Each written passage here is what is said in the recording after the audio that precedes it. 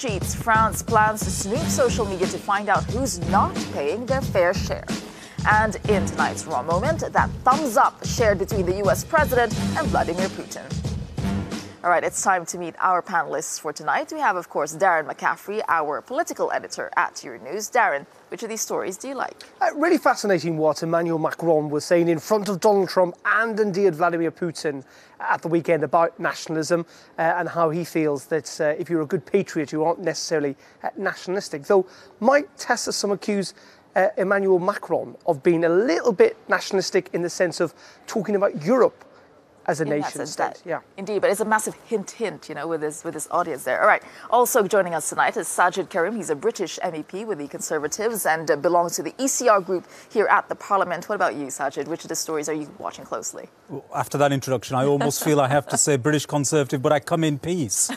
Of course, Brexit. The clock is ticking, the famous words from Barnier right at the start of this process, but we really are in the most crucial phase now. The next 48 hours are going to determine quite what sort of time frame is left to work with. And that is going to be absolutely fundamental to the type of agreement and process that will apply. For real this time. This is it. This is it. It's the biggie. And that is exactly where we're beginning tonight, because depending on whom you choose to believe, actually, either a Brexit deal is imminent or the UK government is about to fall apart. Europe's foreign ministers met in Brussels today, and they were briefed by the EU's chief Brexit negotiator, Michel Barnier. He said the two sides were close, but still stuck on a couple of key issues, including the Irish border backstop. Now, the next 48 hours, as we were saying, are expected to be critical in these negotiations. Well, that's because unless real progress is made by Wednesday, a special November summit will likely be off for good. And critical contingency planning for a no-deal scenario will have to begin in earnest. Here's what the Irish foreign minister had to say today. Yeah, well, it was very clear from the General Affairs Council meeting that we had this morning that the support and the solidarity for Michel Barnier and his negotiating team is stronger now than it's ever been. The two negotiating teams have really intensified their engagement. The issues aren't new.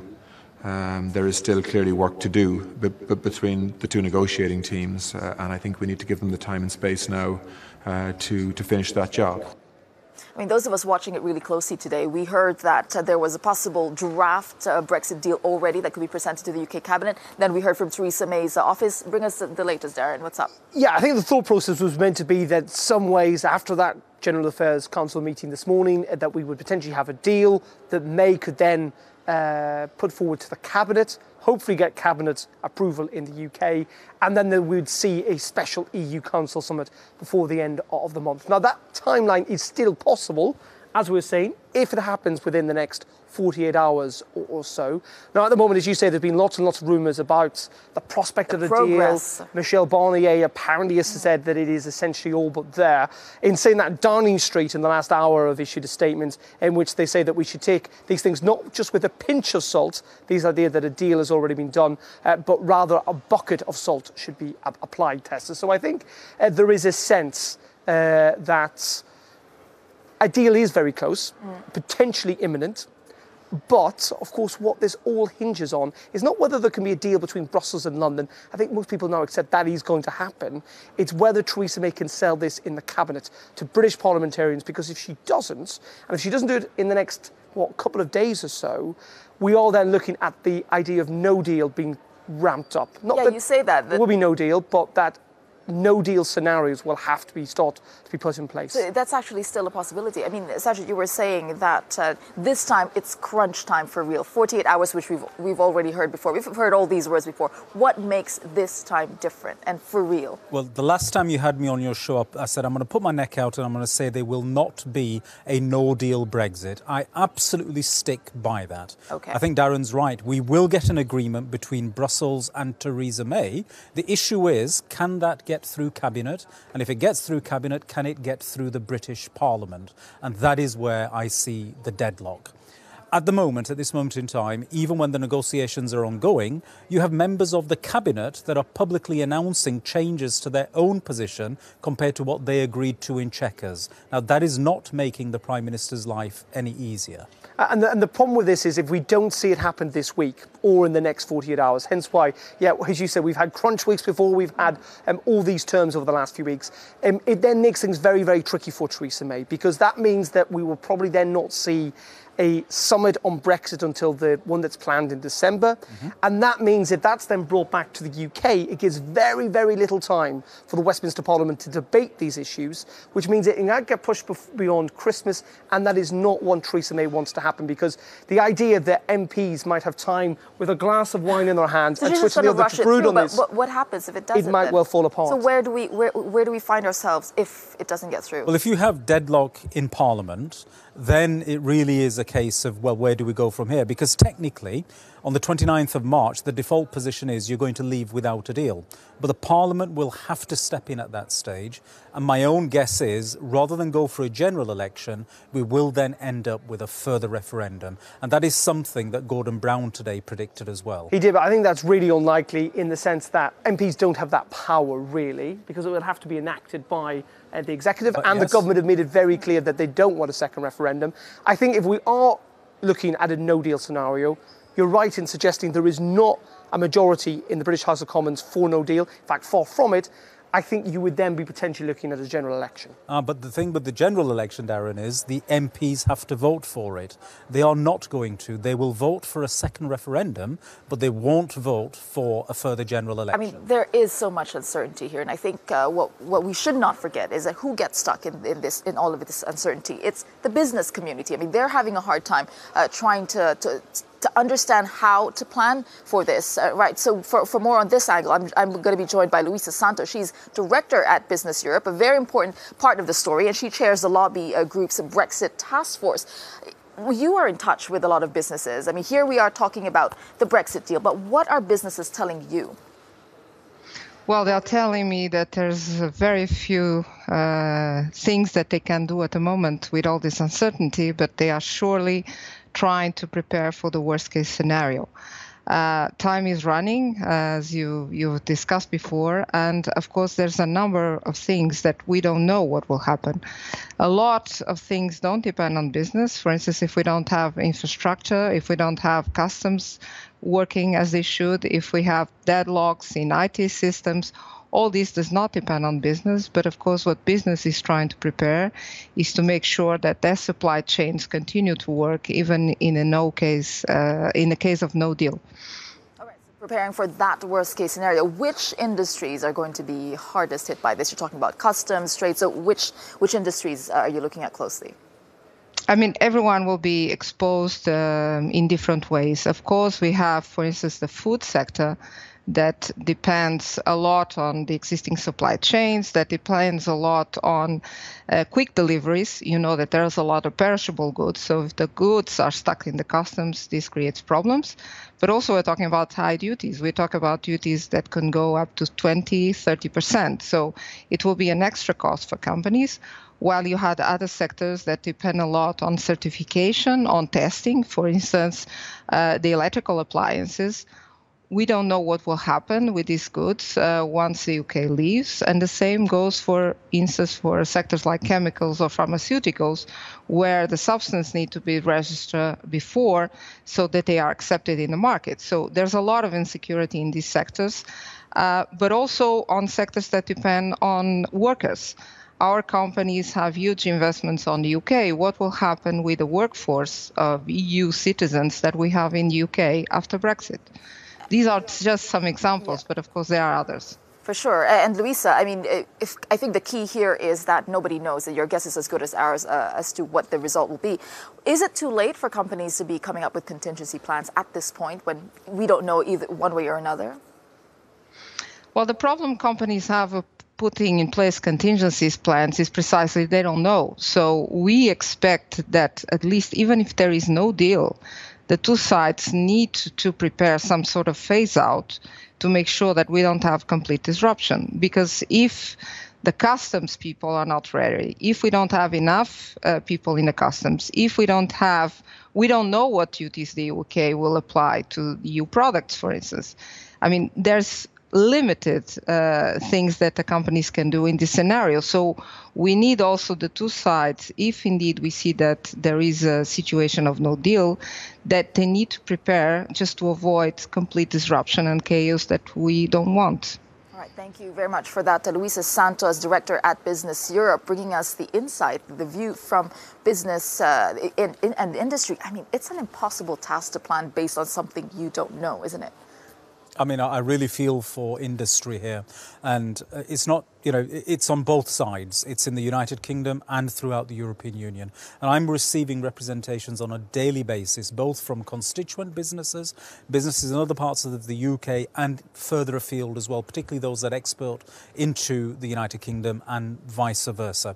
And it's impossible to give any advice. And Louisa said something very poignant. She said they are preparing for the worst, but actually they're hoping still for the best. There's still an investment being made that the politicians can come up with a solution to this. And that is why I still stick by my prediction that ultimately, if we end up in a situation where there's deadlock in Parliament, the British Parliament will not allow for a no-deal Brexit to come about. But the problem with this is it comes back to the timescale, hence why we're saying we are now getting to the critical moment, because you cannot let this drift. Essentially, if you're going to have to try and deal with no deal, if that is going to be a scenario, if that scenario is becoming more likely, the contingency plans then have to start to be put into place. And in theory, that is going to have to start working in the next few weeks. You cannot just turn off the light switch and expect everything to be in place. There's a rollout period as well. And the fear of that is that if we go down that route, if we go down the route of planning for no deal, it starts to become an inevitability. Self-fulfilling prophecy. And that is the fear. That is why everyone is putting it off to the last possible moment, but you can only put it off for so long. And I think just to highlight... the chaos that would ensue from that, you will have governments falling, not just in the United Kingdom, but further afield. Yeah, and I was just going to say that just to highlight how crucial this period is, Irish politicians are not talking now to the British media just to get the tension out of this, the Irish border backstop being the sticking point, the last bit of this. So it is a crucial time. I think this time, as we said, it is for real. And there's so many things happening in Brexit today. Let's take a look at what else is out there.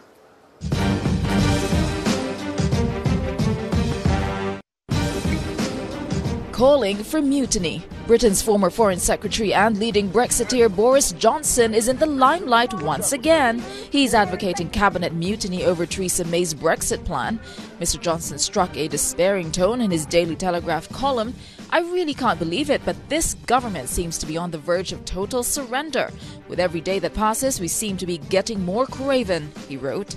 Well, this comes just days after Mr. Johnson's younger brother Joe quit the government over Brexit. This Johnson brother, though, is on the other side of the debate, calling for a public vote on the Brexit deal.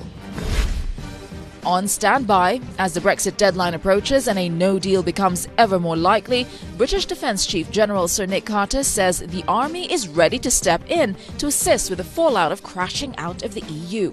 This as Defence Minister Tobias Ellwood confirmed discussions are taking place behind the scenes with the armed forces. And something to look out for this week as Britons plan their summer breaks in Europe. The European Commission is set to decide whether UK citizens will need a visa to travel to the bloc after Brexit. With a 6-week waiting time and a €60 price tag, could last-minute city breaks for British tourists soon be a thing of the past? I mean, this is not the first time you've heard mutiny there. If you were Theresa May, how worried would you be at this point?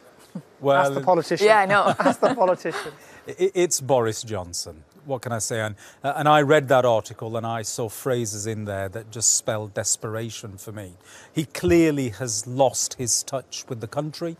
He doesn't have the command amongst the membership that he used to have at one time. He's not the currency that he used to be. And that's why, through his desperation, you're seeing the sort of language that he's beginning to use. He's not going to get anywhere with it, though. I think the most interesting thing, actually, in that Brexit brief was Joe Johnson's resignation, Boris's brother, on Friday, because that really could spell trouble for Theresa May. Theresa May has accepted that Brexiteers, some of them will rebel on this deal if she gets it. Her fear is that Brexiteers unite with the DUP and the Remainers, like Joe Johnson, also vote against it. And that makes it then nigh impossible for her to get the deal through Parliament. That is why his resignation, and if others were to come as well, would be very, very significant.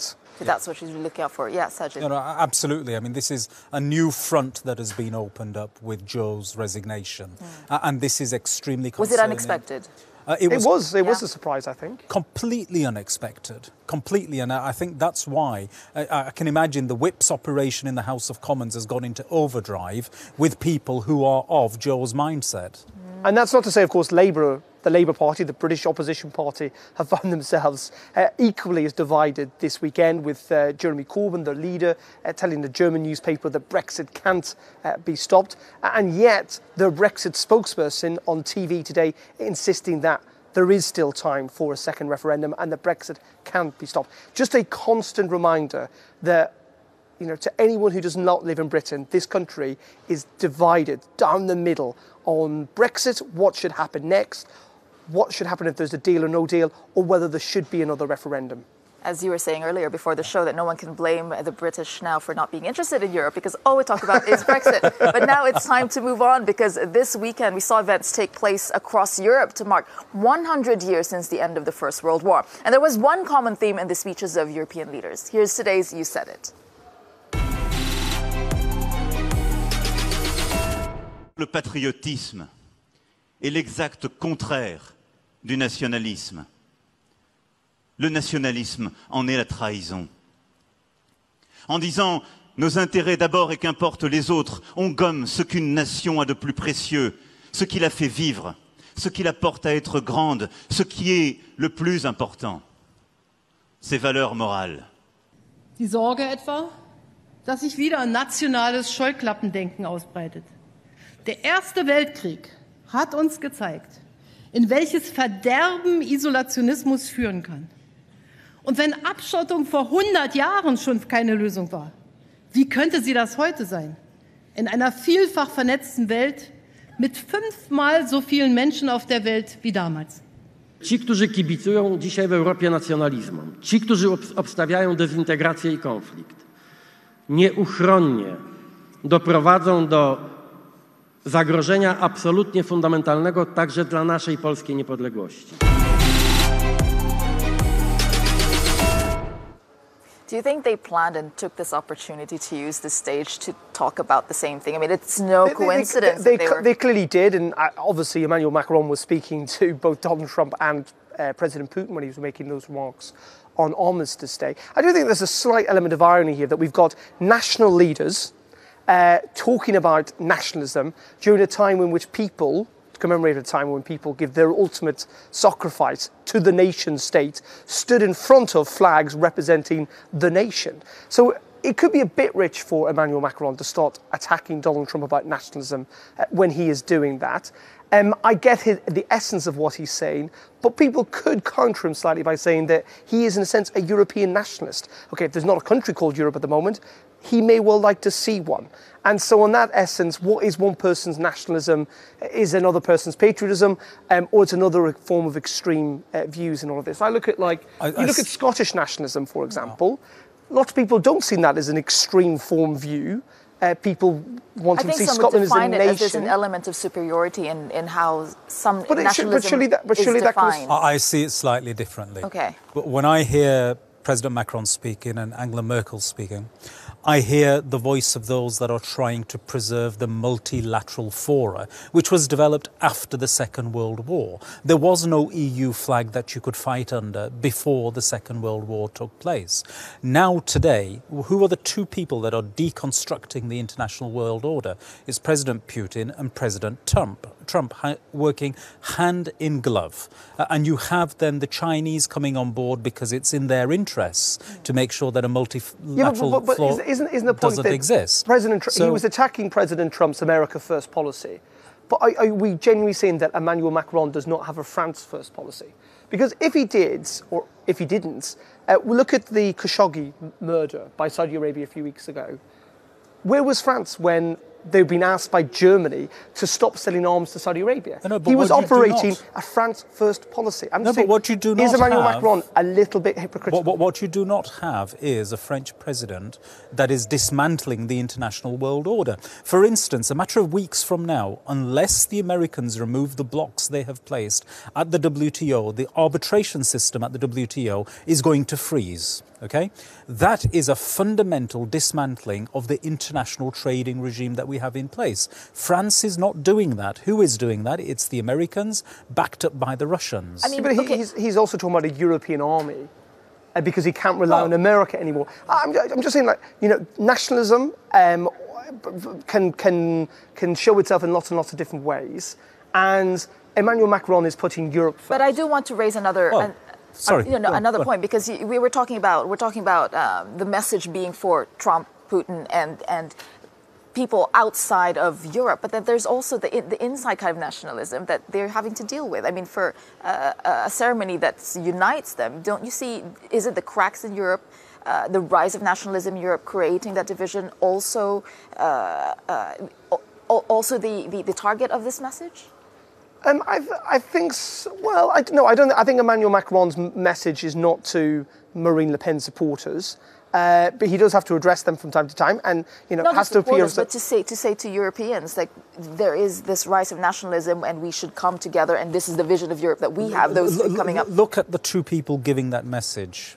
Both of them have had to fight those nationalist elements. Macron had to fight Le Pen in order to win the presidency. In Poland too, he made that speech. Well, yeah, absolutely. And Angela Merkel has recently fought an election where the AfD did tremendously well. These are all nationalist forces. And then you spread out from that. You look at Hungary, you look at Poland, you look at Spain, what is happening there. You look at Holland, the situation that's emerging there. You look at the Brexit situation, and it all points in one direction. Or you look at the French government, who are turning away refugee boats and saying to them and refusing to let them dock. Again, what is that? I don't know. If that wasn't happening in France, Emmanuel Macron might well say, well, that is French nationalism expressing itself. I'm just slightly critical of this sense that, yes, is he very pro-European? Yes, he is, almost to the point where he is, would be described as a nationalist if there was such a thing as a European country. But second of all, is he not being a little bit hypocritical here? That he keeps talking about being multilateral, including other people. But you find him going his own way on some issues. Yeah, apart from when actually he needs to protect his own political interests, and he's very willing to put his nation state. Right, quick last word from you, Sandy. Is that not what European leaders have done ever since the European Union existed? I agree. The EU has been a punchbag for them. Anything good that it delivers, they claim for themselves. Any negatives that ever come out of policy making, immediately are put at the doorstep of, this is a la carte Europe. It can't carry on like this. Well, there you have it. I think that's going to be a longer conversation. It is. I don't feel like it has stopped. We're not going to settle it in 5 minutes, I promise. But we do have a lot more coming up for you on the program, because tomorrow it's deadline day for Italy. We talk about what's next in the budget battle between Rome and Brussels. Plus, clout in doubt as Angela Merkel gets ready to address European Parliament. Does she still have the same influence since announcing her political departure? Don't go away.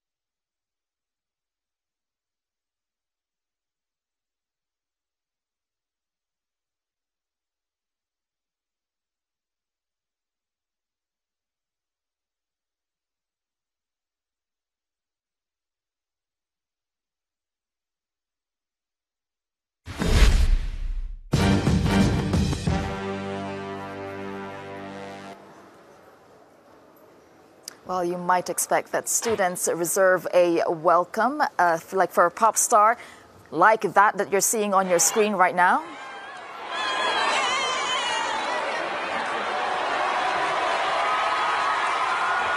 But no, that isn't Paolo Nutini. It's Italy's Deputy Prime Minister, Matteo Salvini, if you recognize him. And while he may be popular among these students at a private Catholic university in Rome, his fiscal fisticuffs with the European Commission is going down like a lead balloon in Brussels. All right, Italy's tussle with Brussels could come to a head tomorrow. That's the deadline for Rome to submit a revised budget that falls in line with EU regulations. Now, Italy's populist government has said it will not make the requested changes. So let's take a look at some of those key figures ahead of that deadline. 1.72 trillion euros, that's Italy's GDP for 2018, making it the third largest EU 27 economy. 131.8%, that's Italy's debt to GDP ratio, the Eurozone's second highest after Greece. 2.4%, that's the amount by which Italy wants to increase its budget deficit, which breaks EU rules, and 3.4 billion, that is the fine Italy could face after tomorrow. Well, with me in the studio to talk about how this may play out, we have Dutch MEP with the Alliance for Liberals and Democrats group, Caroline Nechtegal, and we have a Portuguese MEP with the European United Left Nordic Green Left group, Marisa Matias. Now, both sit on the European Committee for Economic and Monetary Affairs. All right, when you see the showdown that we're expecting tomorrow between Italy and the EU, how do you see it playing out? How do you see it ending? I'll start with you, Marisa.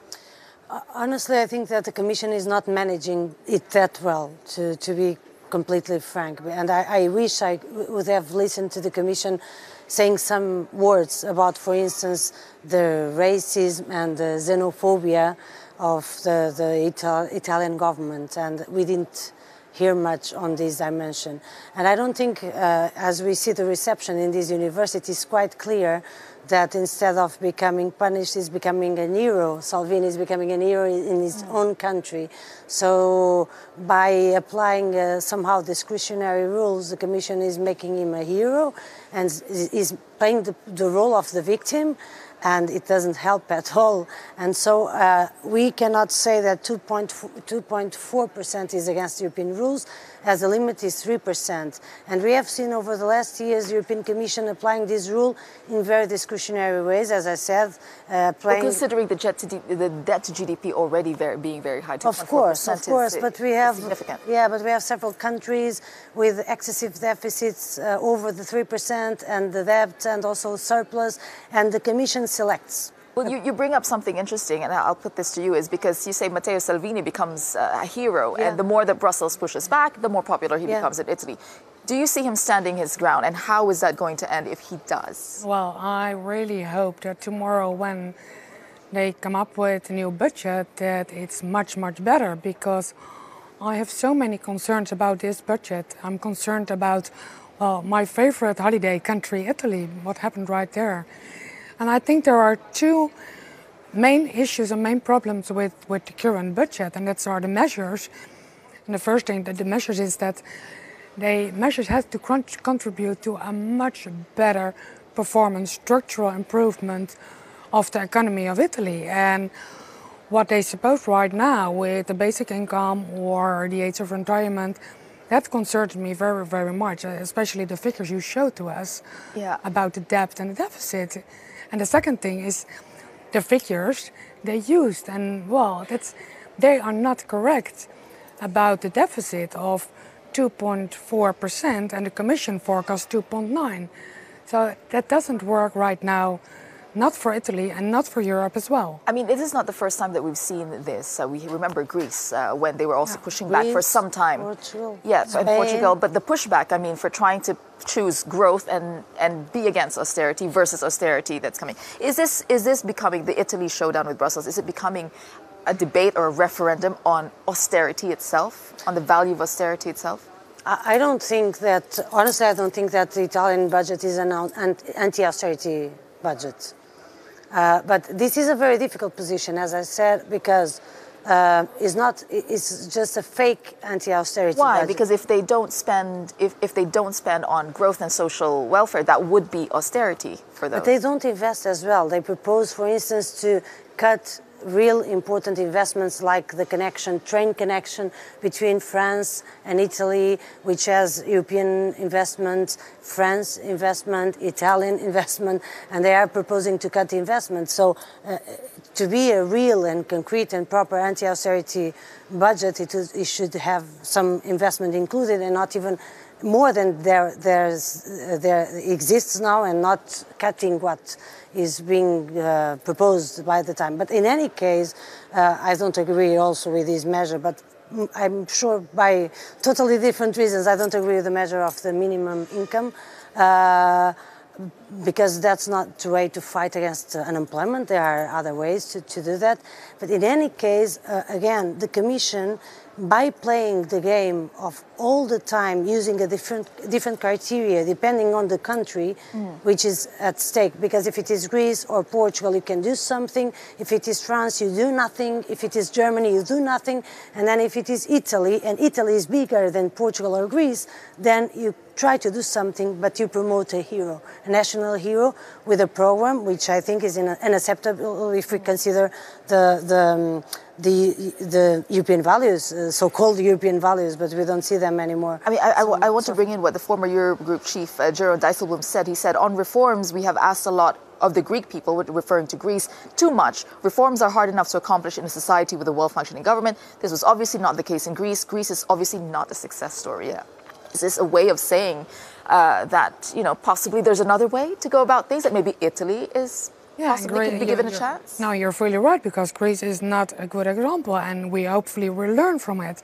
A lot of people still feels the pain of our euro crisis, and we have to avoid a new crisis, and we have to create strong European economies, and every country has its own responsibility to take care of a strong economy. And is growth the answer to a strong economy rather than austerity? Is that the point? Is the growth and is investment and is public services for sure, is not austerity.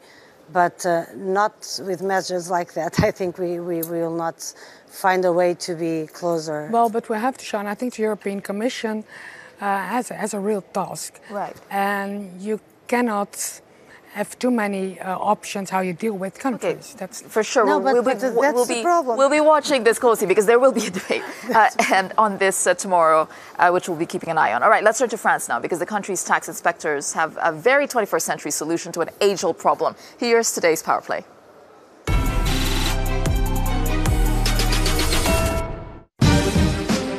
Nowhere to hide. France's fiscal authorities have a new weapon in the fight against tax evasion: social media. As part of a pilot project, tax inspectors are to start stalking people's social media feeds, but they won't be liking or commenting. Instead, they'll be on the hunt for evidence of luxury lifestyles funded through tax evasion. The move comes thanks to a new law which allows the authorities to step up the fight against tax evasion. Is this a good idea? They're stalking you to find out if you're evading tax? What do you think? I think that stalking people is never a good idea, because if you have a grounded tax system and policies, you don't need to stalk people. And also there's an issue of social media. People try to present themselves as living better than they actually are. Maybe that's not the most reliable. The point is, it is public data, but we have to take care of the privacy. So you don't think it's the greatest idea ever to tackle tax evasion? All right, we have a lot more coming up for you on Raw Politics after the break. From rail rights to Romania's rule of law to Angela Merkel's vision of Europe, it's a busy week here in Strasbourg, and we've got your preview. Do stay with us.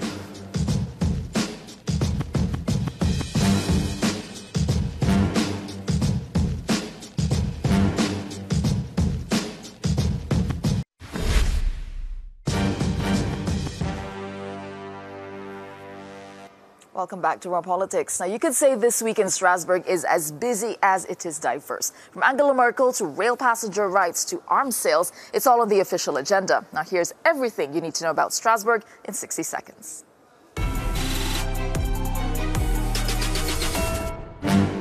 The Queen of Europe takes a top spot in Strasbourg this week. German Chancellor Angela Merkel will deliver her Future of Europe speech tomorrow, the first time she's addressing European leaders since announcing last month she's stepping down as party leader and leaving politics completely when her current term ends. Also tomorrow, another showdown between Brussels and Romania. MEPs will vote on whether to deliver a symbolic slap on the wrist, condemning the rule of law there. The resolution comes after massive street protests over changes to the judicial system. On Wednesday, expect to hear a lot about the war in Yemen and Saudi Arabia. MEPs will vote on whether to enforce a common position on arms sales. European countries, including the UK, Belgium and Sweden, have faced growing criticism for selling arms to Riyadh. And finally, if your train's ever been delayed or cancelled, this is a vote for you. MEPs will decide on Wednesday whether to strengthen rail passenger rights. That could include more refunds and better assistance for people with disabilities. Well, joining us to talk about the week ahead, we have Siegfried Mureșan, a Romanian MEP with the European People's Party, and our political editor, Darren McCaffrey, is back with us. All right, Siegfried, I'll start with you. Angela Merkel giving the speech tomorrow, does she still have influence now that we know that she's going to be out? Absolutely. We have seen her last week participate at the Congress of the European People's Party in Helsinki. That was the gathering of Europe's largest political family, and she was received by the delegates and by the prime ministers of the EPP as if she did not announce before that she would be stepping down as party chairwoman. She is still the chancellor. She announced publicly that she is ready to serve until 2021, and tomorrow we will all be interested in her views on the future of Europe, and her speech tomorrow will be... Well, she is a party member as well. Do you agree that she still have influence? I think she does still have influence, and I was in Helsinki last week and she got a standing ovation. Very much, though, I think there is an expectation that every speech she now makes will be seen slightly differently because she is leaving. And it will be interesting to see what her vision of Europe is, because Europe is going to have to get used to the fact that she is no longer going to be around on the political stage. Now, we know she's going to stand down next month from the CDU chairmanship. The expectation that she's somehow going to serve out that full term, we'll have to wait and see. But this is another crucial moment. I think MEPs will be watching on to see what she thinks the vision of Europe, or what Europe will have to look like without her actually being there. What will Europe look like? What vision do you think she'll be presenting? Will be more of the same, more of what she wanted that she didn't probably achieve? I think she will say very clear that Europe should, in the next years, deliver exactly what the citizens in Europe expect, and that is, firstly, security, and secondly, prosperity. I expect her to say the following: Europe should speak more clear with one voice when it comes to foreign affairs. I expect her to say we should improve and increase the control of our external border, and I expect her to state that the euro is still work in progress, and in order to ensure prosperity in Europe, that we wouldn't expect from Angela Merkel in this sense. No, and I think I'm not entirely sure Angela Merkel's got any new views on what Europe should look like, or indeed how Europe's problems should be dealt with. I mean, my word, she's been grappling with them for the last 3 or 4 years, particularly when it comes to migration. And I think that's part of the problem, is that despite all those messages on prosperity and immigration and security, there's still no sign of actually healing the divisions that currently exist. And there's another topic that we're watching closely there, because Romania is going to be on the table, and you would probably be watching this closely. The EU has been slapping the wrist of several countries now because of violations of the rule of law. Do you think this will send a strong message, or will not mean anything to Romania? People in Romania will be watching this very closely, but I would like to correct you. It's not about Europe slapping the wrist of my country.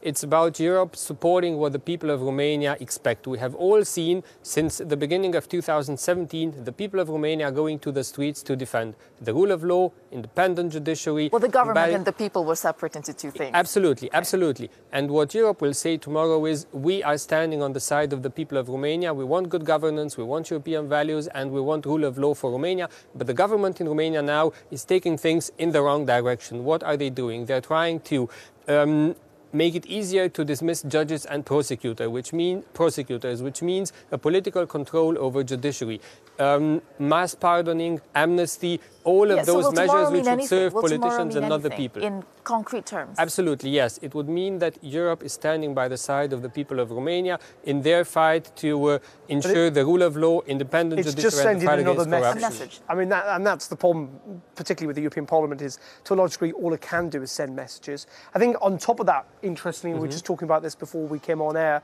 you know, Romania is also having to grapple with the fact that its Europe minister resigned and its president is no longer thinking that the country is ready to take over the presidency of the European Union, which is meant to do at the start of next year. The first time Romania will have held that. So a lot of trouble brewing on that front. All right. Look, I'm also worried by the fact that the socialist Romanian government is not ready to cope with that huge responsibility. Yes, absolutely. So you agree that it's not ready? Absolutely. All right. Yeah. All right, well, let's move on to tonight's raw moment. It comes from the remembrance ceremonies which took place this weekend. Let's take a look.